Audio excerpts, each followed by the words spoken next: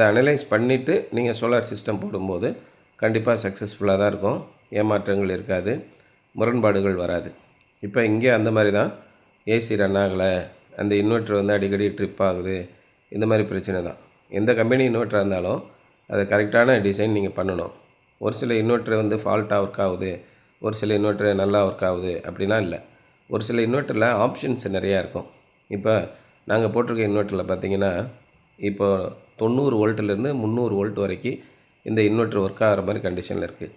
இப்போ நம்ம வீட்டில் லோ வோல்டேஜ் வருது, 120 வோல்ட்டு தான் வருது. அப்போ பெரும்பாலான இன்வெர்ட்டர்கள், நான் சொல்கிறது 90% இன்வெர்ட்டர்கள் என்ன பண்ணுன்னா, 180 வோல்ட்டுக்கு கீழே போச்சுன்னா ஆஃப் ஆகிடும். ஆனால் அதை தவிர்க்கிறதுக்காக பல இடங்களில் 160 வோல்ட்டு, 170 வோல்ட்டு இந்த மாதிரிலாம் வருது. அப்போ அந்த நேரத்தில் நாள் முழுவதும் 160 வோல்ட் வந்துச்சுன்னா சாதாரணமாக இருக்கக்கூடிய இன்வெர்ட்டர்லாம் ஆஃப் ஆகிடும், சோலார் பவர் ப்ரொடக்ஷன் ஆகாது.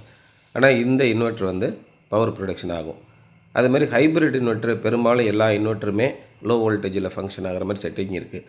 ஒரு சில ஆன்கிரிட் இன்வெர்ட்டரில் மட்டும்தான் அந்த செட்டிங் இருக்குது. ஆனால் இது ஆபத்தானது. உதாரணமாக ஆன்கிரிட் சிஸ்டத்தில் ப்ரொடக்ஷன் பண்ணி பவரை எக்ஸ்போர்ட் பண்ணி விட்ரும். ஆனால் 160 வோல்ட்டில் வரக்கூடிய ஒரு வோல்டேஜில் ஒரு சில எக்யூப்மெண்ட்டும் ஓடாது. மோட்டார், இண்டக்ஷன் லோடு ஓடாது, நார்மல் ஃபேன் ஓடாது. ஆனால் இதுவே வந்து இன்வெர்ட்டர் ஃப்ரிட்ஜ், இன்வெர்ட்டர் ஏசி, அது மாதிரி பிஎல்டிசி ஃபேன், எல்இடி டியூப்லைட்டு இதெல்லாம் எரியும். நார்மல் டியூப்லைட் எரியாது. அதே மாதிரி நார்மல் ஃபேன் ஓடாது, நார்மல் ஃப்ரிட்ஜ் ஓடாது, நார்மல் ஏசி ஓடாது, நார்மல் மோட்டார் ஓடாது. இதெல்லாம் வோல்டேஜ் சென்சிட்டிவான எக்யூப்மெண்ட்ஸு.